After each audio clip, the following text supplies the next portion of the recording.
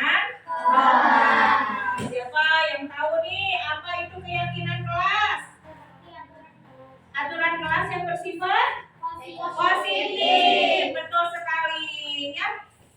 Kalau yang biasanya sudah berlaku di kelas kita nih yang sudah ditempel itu berupa peraturan. Kata-katanya biasanya negatif ya. Nah itu perbedaannya. Kalau peraturan kelas itu biasanya bersifat negatif kata-katanya. Contohnya, ada yang mau jawab nggak? Contohnya, tidak boleh berkelahi. Terus tidak boleh membuang sampah sembarangan. Nah, ya kayak gitu. Jadi itu contoh aturan. Sekarang kalau belajar tentang membuat keyakinan kelas, apa tujuannya?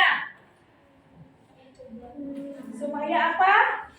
Kelas kita rukun, betul, aman, ya. Apalagi tadi tertib, betul sekali, ya. Nah, sekarang tugasnya adalah kalian membuat kalimat yang berupa peraturan. Tadi sudah dikasih tahu contohnya, tidak boleh buang sampah sembarangan, tidak boleh berkelahi. Ya, jadi kalimat positif negatifnya itu dimulai dari kata jangan, tidak, seperti itu. Ya, bisa mencoba? Bisa. Nah, Ibu akan membagikan ini ya kertasnya. Kalian tulis di sini kalimat negatif yang berupa peraturan di kelas kita. Ya, bisa mengerti ya? Bisa.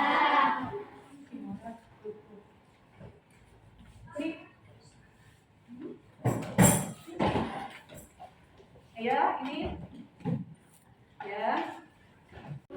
Ya, alhamdulillahirobbilalamin sudah terkumpul nih peraturan kelas ya yang tertera di sini. Yang pertama, tidak boleh makan saat pelajaran, ya. Lalu apa? Tidak pilih-pilih teman. Ada lagi nih, tidak datang terlambat, tidak membuang sampah di kelas, tidak boleh berkelahi, tidak boleh membuang sampah sembarangan, tidak boleh, ini juga sama, membuang sampah sembarangan. Dilarang membuang sampah sembarangan sama ya. Ini tidak boleh berkelahi ya. Nah, ini tidak membuang sampah sama. Dilarang makan saat jam pelajaran tadi sama ini ya. Tidak pilih-pilih teman sama nih tadi ya data ini, tidak pilih-pilih teman. Dilarang makan di kelas sama, dilarang membuang sampah sama, tidak boleh bully teman, tidak boleh berkelahi di antara teman. Nah ya, dari kalimat negatif ini kita akan membuat kalimat positifnya ya. Namanya keyakinan kelas ya. Nah, Ibu akan membimbing kalian supaya bisa membuat kalimat positifnya. Contohnya tadi, tidak boleh terlambat. Berarti kalimat positifnya apa? Harus apa?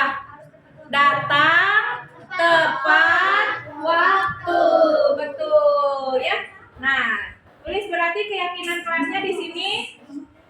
Datang tepat waktu. Apalagi? Nah, nanti kalian tuliskan lagi seperti tadi. Ibu ini kasih contoh seperti ini ya. Tuliskan di kertas yang tadi sama. Kalimat positif yang berupa keyakinan kelas ya. Ya, alhamdulillah keyakinan kelasnya sudah ada. Kalian sudah memberikan pendapatnya. Terima kasih banyak ya. Sama-sama. Sekarang lihat. Keyakinan kelas yang pertama, bermain dengan semua teman. Gimana? Setuju nggak?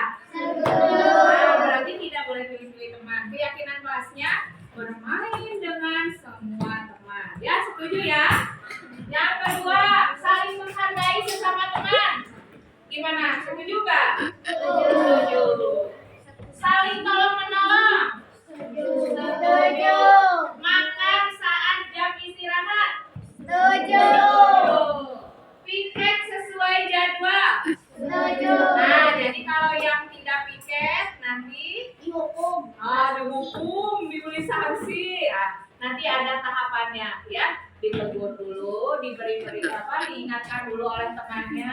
Ayo kita piket bersama ya, seperti itu tahapannya ya. Nah, lalu apa nih? Buang sampah pada tempatnya ya. Supaya kelas kita apa? Bersih. Bersih, nyaman, belajarnya nggak sumuk ya. Lanjut nih, datang tepat waktu. Setuju?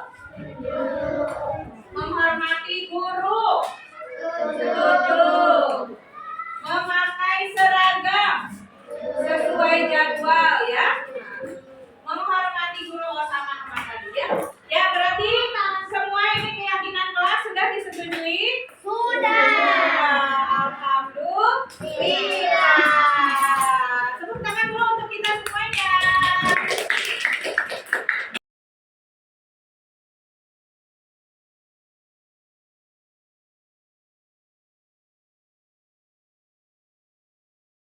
Menyanyikan puji dan syukur kehadirat Allah Subhanahu wa taala karena kita masih diberi kesehatan, juga tidak lupa salawat serta salam kepada Nabi Muhammad Sallallahu Alaihi Wasallam. Pada kali ini saya akan memaparkan atau sharing ya Bapak Ibu ya lebih tepatnya tentang diseminasi budaya positif di sekolah. Materinya adalah yang pertama perubahan paradigma belajar, disiplin positif, nilai kontrol, kebutuhan dasar manusia, konsekuensi, dan restitusi, dan yang terakhir adalah segitiga restitusi. Yang pertama adalah perubahan paradigma belajar. Seperti yang telah kita ketahui bersama bahwa konsep belajar sebelumnya adalah berdasarkan stimulus respon, berubah menjadi teori kontrol. Seperti yang kita ketahui, stimulus itu artinya rangsangan ya Bapak Ibu ya. Kalau respon itu tanggapan atau biasa kita kenalnya dengan aksi dan reaksi. Nah, kalau untuk sekarang kita perubahan paradigma itu menjadi teori kontrol. Nanti akan dijelaskan lebih lanjut bagaimana teori kontrol. Ya, ini pembelajaran dirancang berdasarkan prinsip pembelajaran, yaitu teori kontrol. Ya. Jadi yang berpihak kepada murid yang bersifat berdiferensiasi, sehingga setiap murid akan belajar sesuai dengan kebutuhan dari tahap perkembangannya untuk menjadi manusia yang bisa meraih keselamatan dan kebahagiaan yang setinggi-tingginya.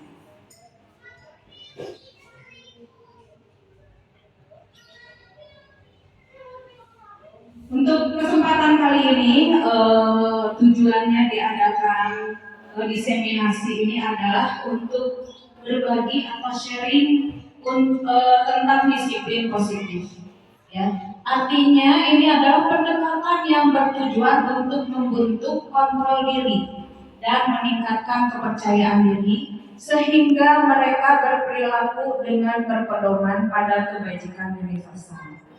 Seperti yang kita harapkan ya Bapak Ibu, tujuan dari pembelajaran itu adalah untuk mewujudkan peserta didik yang berkarakter, yang melakukan kebajikan secara universal, tidak hanya di bidang pengetahuan saja, tapi juga secara karakter, kepribadian, ya, keseharian kehidupan sehari-hari.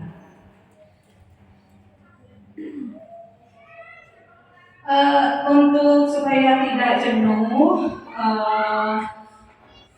ini bisa berhadapan-hadapan dengan teman sebangkunya, begitu ya Bapak Ibu. Atau kalau tidak ada teman dengan yang belakang boleh.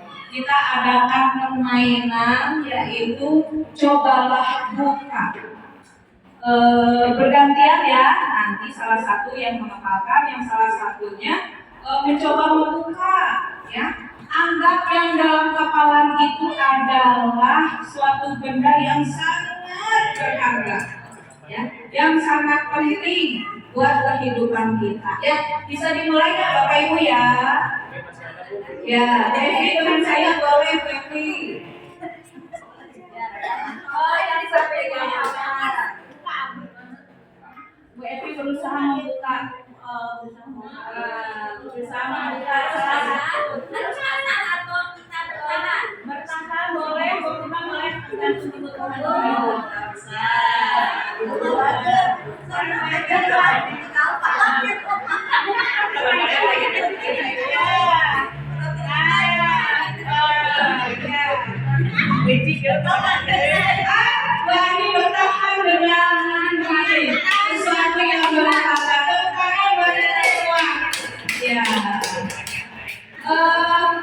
baiklah. Berarti Bapak Ibu ada yang mengepalkan tangan, ya, kekeh tidak mau membuka. Ada juga yang dengan keridoannya membuka. Ya, apa itu artinya? Ya, ya. Apakah Anda atau B membuka kepalan tangannya? Tadi ada yang membuka, ada yang tidak, ya.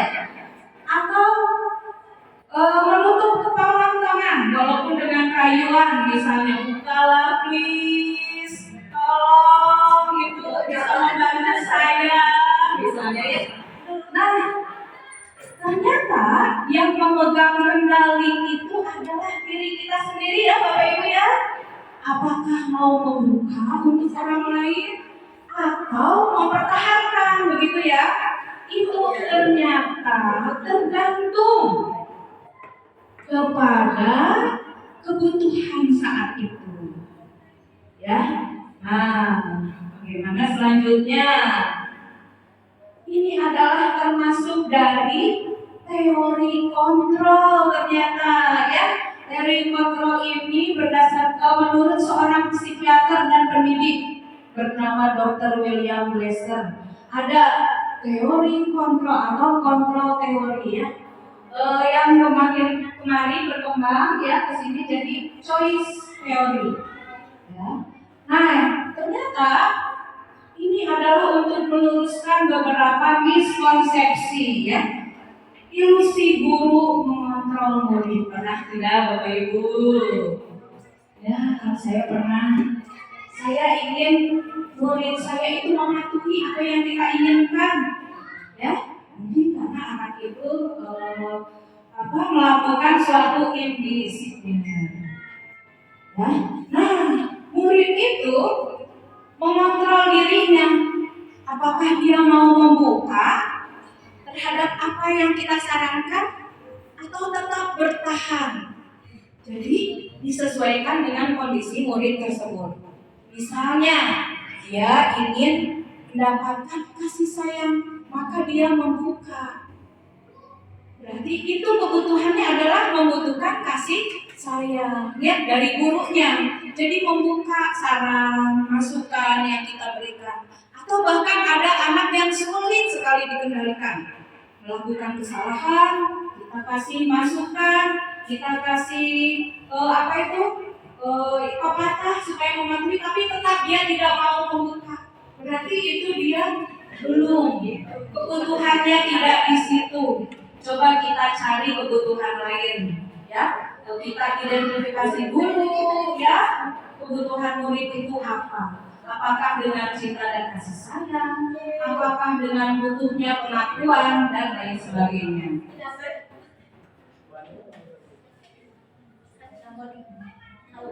Nah, ini murid kita itu kadang-kadang melakukan kegiatan indisipliner, ya, walaupun alhamdulillah di sekolah kita masih dalam, ya, tahap wajar, ya, karena masa kanak-kanak, gitu ya Bapak Ibu. Nah, ini yang pertama ada seorang anak yang menangis, ya. Nah, ini real, ya, kejadiannya kemarin Bapak Ibu waktu olahraga, mereka sedang bermain benteng-bentengan. Lampunya ini yang di tengah. Lalu ada juga kejadian lain, yaitu ini yang paling ujung. Coba kita perhatikan dulu yang pertama ini karena miskomunikasi ketika bermain. Lalu ini yang pelakunya menjelaskan kejadian sebenarnya. Yang ketiga ini adalah dia tidak mengerjakan PR sudah beberapa kali, diberi masukan tapi tetap tidak ada perubahan. Mungkin ini yang tadi yang mempertahankan kebiasaan buruknya atau kebiasaan negatifnya. Nah, ini kebutuhan dasar manusia, ya. Jadi setelah diidentifikasi dari peristiwa-peristiwa itu, kebutuhan dasar manusia itu ada 5. Yang pertama adalah bertahan hidup, ya. Bertahan hidup mungkin dia di keluarganya dan lain sebagainya. Jadi dia ke sekolah itu misalnya jarang karena membantu orang tuanya bekerja misalnya, ya. Lalu yang kedua ada kebutuhan kasih sayang dan rasa diterima. Karena mungkin orang tuanya bekerja, ya dua-duanya dia misalnya dengan adiknya di rumah, dia jadi merasa kekurangan kasih sayang. Lalu ada kekuasaan atau power. Mungkin anak itu merasa dia mampu, dia pintar, jadi dia ingin menguasai teman-temannya. Yang selanjutnya adalah kebebasan. Kebebasan ingin memilih apa yang diinginkannya. Yang terakhir adalah kesenangan. Ya, nah, kesenangan dia misalnya ingin belajar sambil bermain di luar atau bermain sambil belajar. Nah, itu ya. Selanjutnya, ini kasus yang tadi antara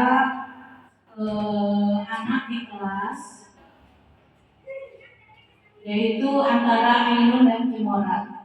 Jadi ketika bermain benteng-bentengan itu, mungkin Ainun karena murid baru, jadi dia tidak mengenal permainan di daerah Jawa Barat. Kebetulan dia itu pindahan dari Aceh. Jadi ketika diberitahu cara bermain, teknis bermain oleh Kimora, dia tidak mengerti. Akhirnya Kimora ini kesal karena mungkin timnya kalah. Ya.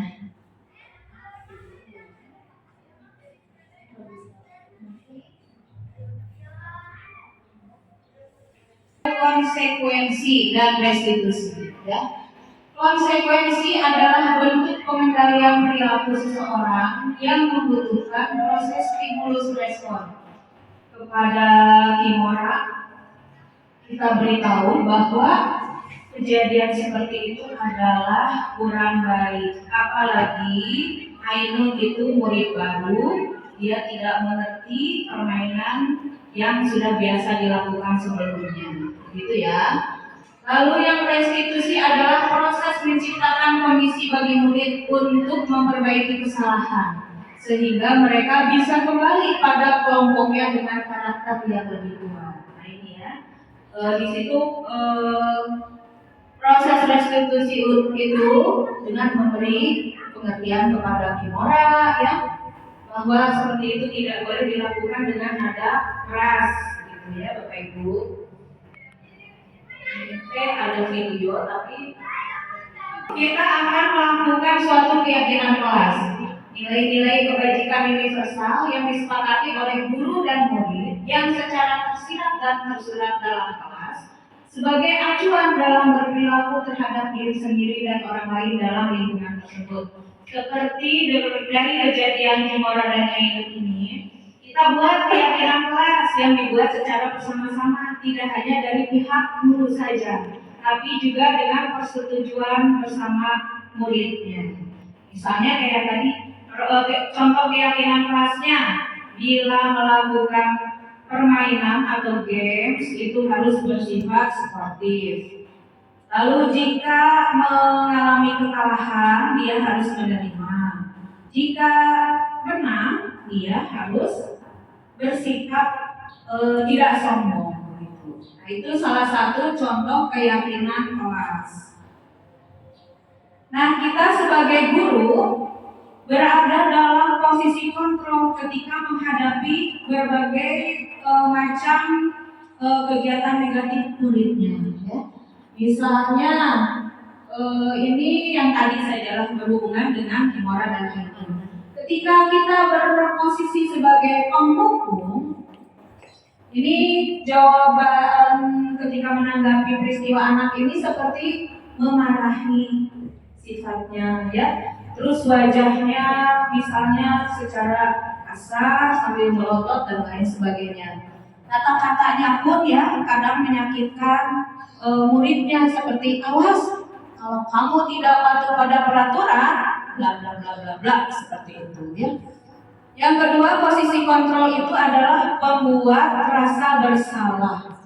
Misalnya kita sebagai guru berucap seperti begini, bagaimana kalau orang tuamu mengetahui kejadian ini?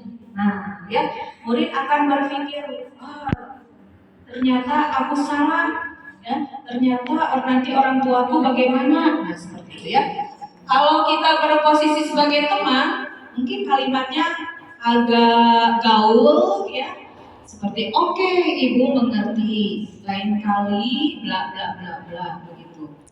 Nah, sebagai posisi kontrol, yang lainnya adalah pemantau.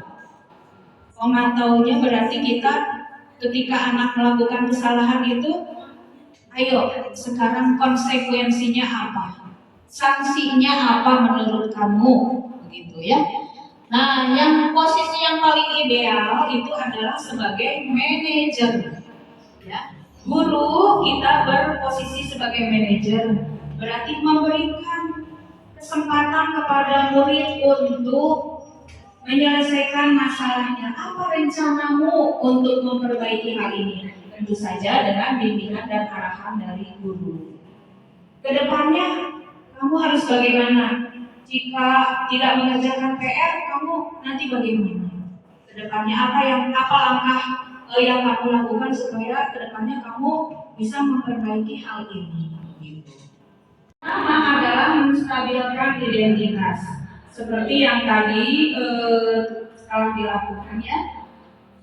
Bertanya apa yang terjadi dengan kenapa sampai Ainun misalnya menangis. Bertanya tindakan yang sebenarnya. Nah, lalu kita mungkin akan memberi tanggapan seperti berbuat salah itu tidak apa-apa, ibu juga pernah melakukannya. Ya. Lalu validasi tindakan yang salah. Nah, berarti itu tidak benar atau kurang tepat dilakukan, begitu ya. Lanjutnya menanyakan keyakinan. Setelah ini bagaimana nih menurut kamu ya? Kalau kamu melakukan hal ini lagi, nah itu. Jadi keyakinannya misalnya kalau tidak mengerjakan PR, kalau anak kelas 1 atau kelas 2 mungkin tulis 1 halaman. Misalnya saya berjanji tidak akan melalaikan tugas, atau saya berjanji akan mengerjakan PR 1 halaman, begitu ya. Itu tidak apa-apa, masih dilakukan juga sampai sekarang ya. Nah, selanjutnya